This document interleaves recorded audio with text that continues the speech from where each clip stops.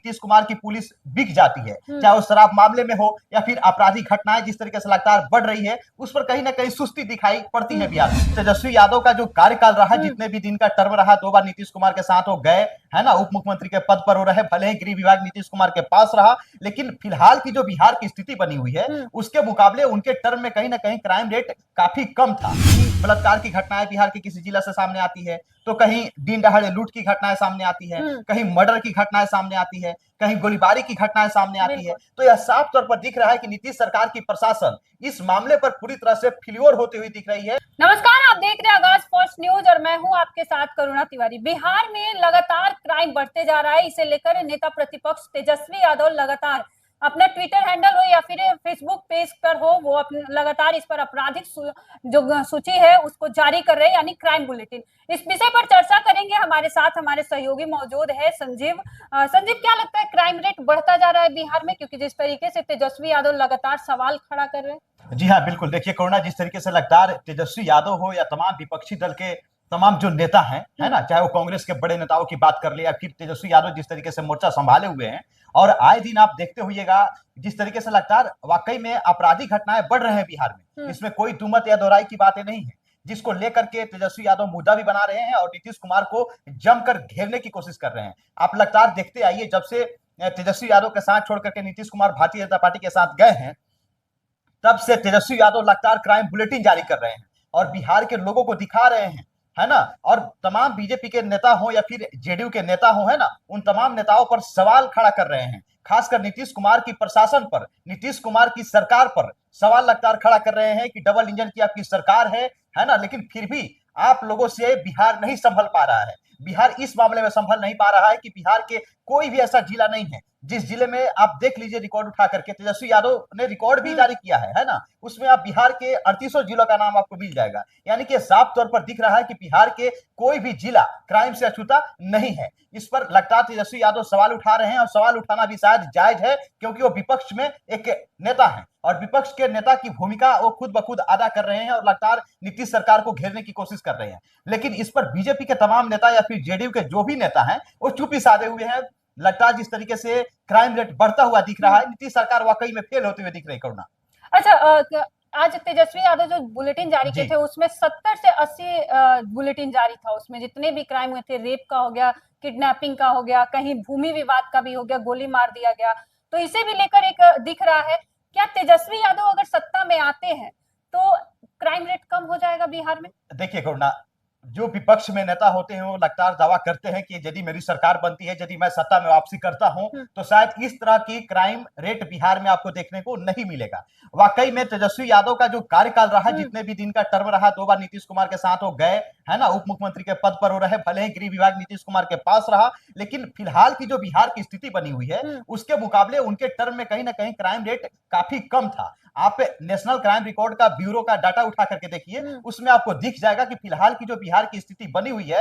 उत्तर प्रदेश के बाद सबसे जनसंख्या वाला ज्यादा राज्य बिहार को ही माना जाता है, बिहार ही है ना। तो जनसंख्या के हिसाब से अगर क्राइम रेट की हम बात करें करुणा, तो उत्तर प्रदेश के बाद बिहार में ही सबसे अधिक क्राइम की घटनाएं सामने आ रही है, जिसको लेकर के तेजस्वी यादव लगातार हमलावर होते हुए दिख रहे हैं। अच्छा, नीतीश कुमार के प्रशासन पे भी कई तरह के विपक्ष में सवाल उठे, अभी डीजीपी भी बदल गए, उनको भी लगातार घेरा जा रहा था विपक्ष की तरफ से।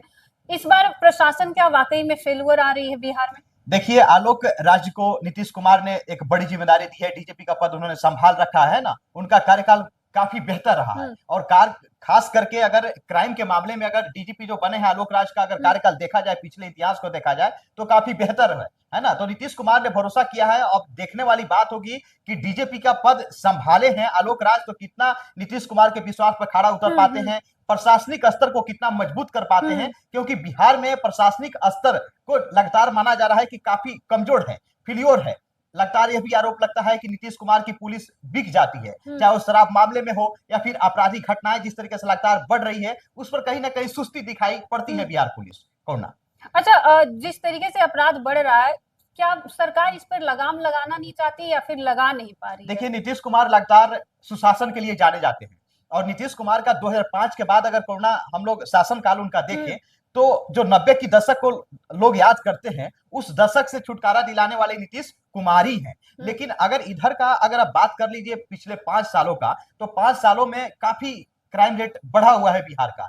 और प्रशासनिक स्तर नीतीश कुमार की कहीं ना कहीं ढील पड़ गई है। जो नीतीश कुमार प्रशासनिक स्तर को लेकर के जाने जाते थे, और 2005 के बाद फिर से 2010 में उन्होंने वापसी किया, तो सबसे बड़ी बात थी प्रशासनिक स्तर को सुदृढ़ करना, मजबूत करना, जिसको लेकर के विश्वास एक बिहार की जनता में जगा, एक उम्मीद जगा कि प्रशासनिक व्यवस्था को नीतीश कुमार की सरकार ने काफी दुरुस्त कर दिया है। वाकई में किया भी था, लेकिन वहीं 2015 के बाद आप देखिए तो प्रशासनिक व्यवस्था काफी ढील पड़ गई है। यानी कि प्रशासनिक स्तर में कोई खास सुधार नीतीश कुमार नहीं कर पा रहे हैं। अब उनकी अधिकारियों की हम गलती कहें या फिर नीतीश कुमार की हम कहें कि उस पर उतना ध्यान नहीं दे पा रहे हैं, ध्यान दे भी रहे हैं तो उनकी प्रशासनिक स्तर के जो अधिकारी हैं वो उसको इम्प्लांट नहीं कर पा रहे हैं। अच्छा, कुछ ऐसे भी खबरें सामने आ रही है कि जब से 5 साल में जो तेजस्वी यादव के साथ जो सरकार गठबंधन की, उसके बाद से क्राइम रेट ज्यादा बढ़ गया नीतीश सरकार में। तो ये विपक्ष का एक चाल है, उनकी जब सरकार आती है बिहार में क्राइम बढ़ता है, फिर वो गठबंधन से नीतीश कुमार हटते हैं और फिर वो क्राइम रेट और बढ़ते जाता है। तो इस पर क्या कहिएगा? देखिए, लगातार जिस तरीके से जो सत्ता में रहते हैं अपने आप को बचाव करते हैं, है ना, ये सैद्धांतिक नियम है। तो इस नियम का सभी राजनीतिक पार्टियां या फिर भी जो राजनीतिक